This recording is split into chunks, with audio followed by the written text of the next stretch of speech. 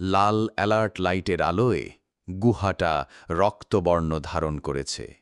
কান ফাটানো সাইরেনের শব্দ পাথরের দেয়ালে প্রতিধ্বনিত হচ্ছে। গার্ডিয়ানদের পাথরের বার্তা প্রতিধ্বনিত হচ্ছে অরণ্যর মাথায়। তোমার সিদ্ধান্ত ভুল ছিল, পরিণাম ভোগ করতে হবে। কোয়ারান্টাইন ফিল্ড সম্পূর্ণ হতে 60 সেকেন্ড। তারা এখন আটকা পড়েছে। একদিকে সেই দীর্ঘ কৃষকায় ছায়ামূর্তি, যার হাতে বিপজ্জনক ফল আর কাঁধে রায়হানের নিয়ন্ত্রিত শরীর। অন্যদিকে এক অদৃশ্য শক্তিক্ষেত্র তৈরি হচ্ছে, যা তাদের চিরতরে এই গুহায় বন্দি করে ফেলবে। আর তাদের সাথে আছে চন্দ্রকানের কঙ্কাল, যার জীবন্ত প্রতিরূপ কন্ট্রোল রুমের সিলিন্ডারে ঘুমিয়ে আছে। এক বিভ্রান্তিকর প্যারাডক্স। ছায়ামূর্তিটা লাল আলো আর সাইরেনের শব্দে প্রথমে থমকে গেলেও দ্রুত নিজেকে সামলে নিয়েছে। তার নীলাভ চোখ দুটো এখন অরণ্য আর নদীর ওপর স্থির। গার্ডিয়ানরা তাদের একসাথে আটকাতে চাইছে, তার মানে তারাও এখন এর শত্রু। মূর্তিটা হিস হিস শব্দ করে তার ধারালো আঙুলগুলো নাড়াচাড়া করছে, আক্রমণের জন্য প্রস্তুত হচ্ছে। আমাদের কিছু করতে হবে, নদী চিৎকার করে বলল সাইরেনের শব্দের ওপরে। 60 সেকেন্ড। অরণ্য মরিয়া হয়ে চারপাশ দেখল। গুহার একদিকে পাথরের স্তূপ, অন্যদিকে গার্ডিয়ানদের রহস্যময় পাথর, যা এখন লাল আলো ছড়াচ্ছে, আর মাঝখানে তারা আর সেই ছায়ামূর্তি। পালানোর কোনো পথ নেই। কঙ্কালটা, অরণ্যর হঠাৎ মনে হল, চন্দ্রকানের কঙ্কালের কাছে কিছু থাকতে পারে। প্রজেক্ট লাইরার সদস্যরা নিশ্চয়ই কোনো শেষ চেষ্টা করেছিল। তারা দ্রুত কঙ্কালটার কাছে ছুটে গেল। ছায়ামূর্তিটাও তাদের দিকে এগিয়ে আসছে। অরণ্য কঙ্কালটার জীর্ণ পোশাক পরীক্ষা করতে শুরু করল। পকেটে কিছু নেই। নদী তার পাশে থাকা চামড়ার ওয়ালেটটা আবার তুলে নিল। ছবিটা ছাড়া আর কিছু? হ্যাঁ, ছবির পেছনে একটা ভাঁজ করা কাগজ। নদী দ্রুত কাগজটা খুলল।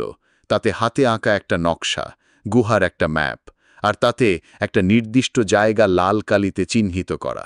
পাশে লেখা উইক পয়েন্ট। অঙ্কেল দেখুন, এটা গুহার ম্যাপ, আর এখানে একটা দুর্বল জায়গার কথা বলা আছে।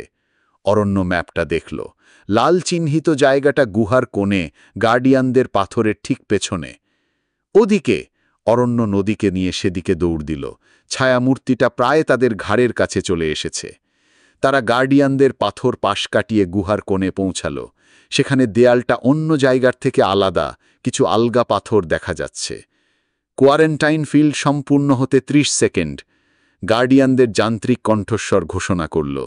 অদৃশ্য শক্তিক্ষেত্রটা এখন গুহার মুখের দিক থেকে ক্রমশ এগিয়ে আসছে, বাতাসকে সংকুচিত করছে। আমাদের পাথরগুলো সরাতে হবে। অরণ্য আলগা পাথরগুলো ধরে টানতে শুরু করল। নদীও যোগ দিল। পাথরগুলো বেশ ভারী। ছায়ামূর্তিটা তাদের প্রায় ধরে ফেলেছে। তার ধারালো আঙুলগুলো নদীর পিঠ লক্ষ্য করে নেমে আসছে। সাবধান! অরণ্য নদীকে টেনে সরিয়ে নিল। মূর্তিটার নোক পাথরের দেয়ালে গভীর আঁচড় কাটল। তারা মরিয়া হয়ে পাথর সরাচ্ছে। কয়েকটা পাথর সরাতেই পেছনে একটা অন্ধকার গর্ত দেখা গেল। খুব বড় নয়, একজন মানুষ হামাগুড়ি দিয়ে ঢুকতে পারবে। 15 সেকেন্ড। গার্ডিয়ানদের ঘোষণা, শক্তিক্ষেত্রটা এখন তাদের একেবারে কাছে। নদী ভেতরে যাও, জলদি! অরণ্য চিৎকার করল। নদী কোনোমতে গর্তটার ভেতর শরীর গলিয়ে দিল। ছায়ামূর্তিটা আমার আক্রমণ করতে আসছে। অরণ্য শেষ পাথরটা সরাতেই ছায়ামূর্তির হাতটা অরণ্যর বাহু চেপে ধরল। বরফ শীতল স্পর্শ। অরণ্যর মনে হল তার শরীরের শক্তি কেউ শুষে নিচ্ছে।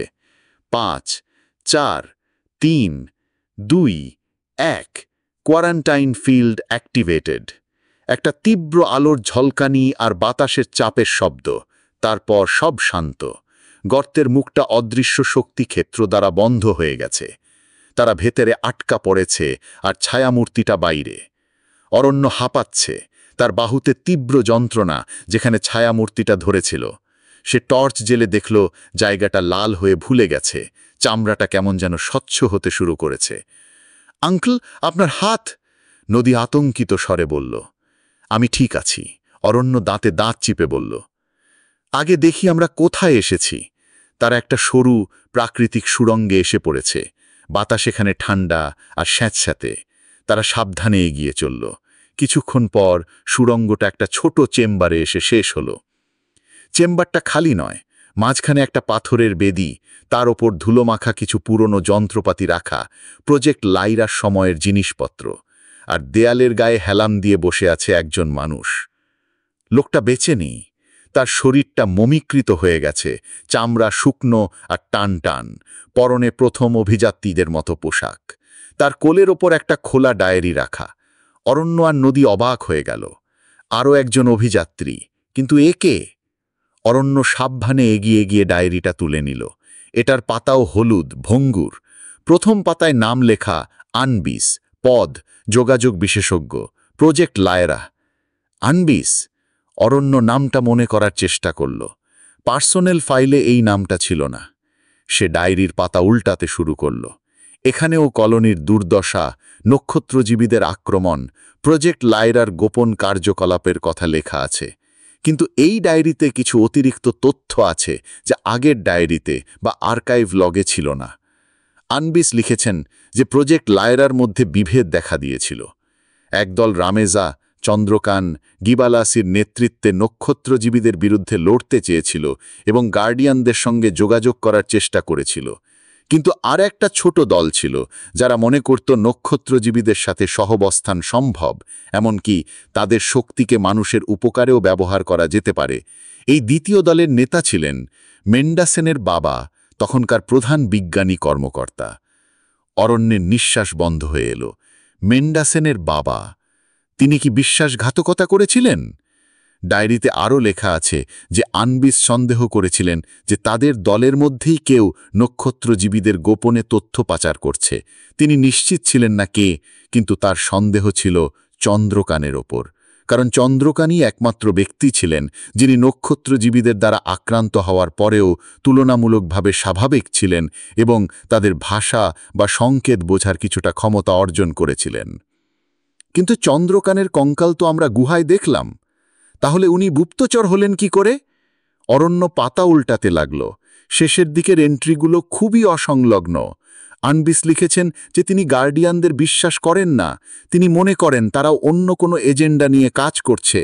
তিনি লিখেছেন তিনি দলের থেকে বিচ্ছিন্ন হয়ে একা এই সুড়ঙ্গে আশ্রয় নিয়েছেন কারণ তিনি চন্দ্রকানের ওপর নজর রাখছিলেন এবং এমন কিছু প্রমাণ পেয়েছেন যা ভয়ঙ্কর। শেষ এন্ট্রিটা কাঁপা কাঁপা অক্ষরে লেখা। চন্দ্রকান এখানে এসেছিল। সে একা ছিল না, তার সাথে ছিল গিবালাসি। তারা একসাথে কাজ করছে। গিবালাসি ইমিউন নয়, সে অন্য কিছু। তারা গার্ডিয়ানদের সঙ্গে চুক্তি করেছে। ক্রায়োজেনিক চেম্বারে যারা আছে তারা আসল নয়, আসল গিবালাসি সে বাইরে। আমার ভুল হয়েছিল, সবাই। এরপর লেখাটা থেমে গেছে। আনবিস বোধহয় এখানেই মারা গেছেন।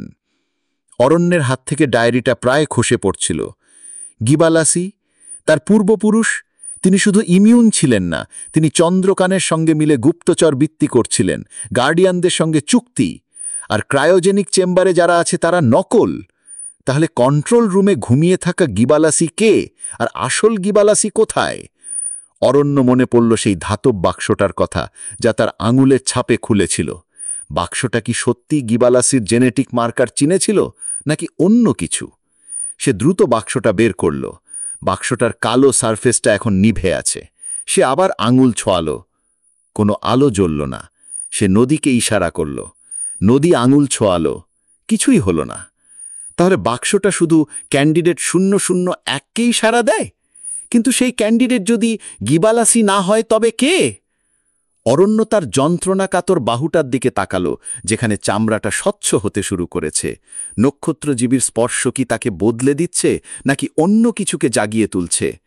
আর তখনই আনবিসের মমিকৃত শরীরটার পেছনে দেয়ালের গায়ে অস্পষ্টভাবে খোদাই করা একটা প্রতীক অরণ্যের চোখে পড়ল। এটা প্রজেক্ট লায়রার বা নক্ষত্রজীবীদের প্রতীক নয়, এটা সম্পূর্ণ অন্য রকম। একটা সর্পিল নকশা যা নিজেকেই গ্রাস করছে, আর সেই নকশার ঠিক মাঝখানে লেখা একটা মাত্র শব্দ যা অরণ্য বহু বছর আগে তার দাদার মায়ের মুখে শেষবার শুনেছিল, একটা পুরনো, প্রায় ভুলে যাওয়া পারিবারিক উপকথা বা কোড ওয়ার্ড। শব্দটা হল কাল সর্প।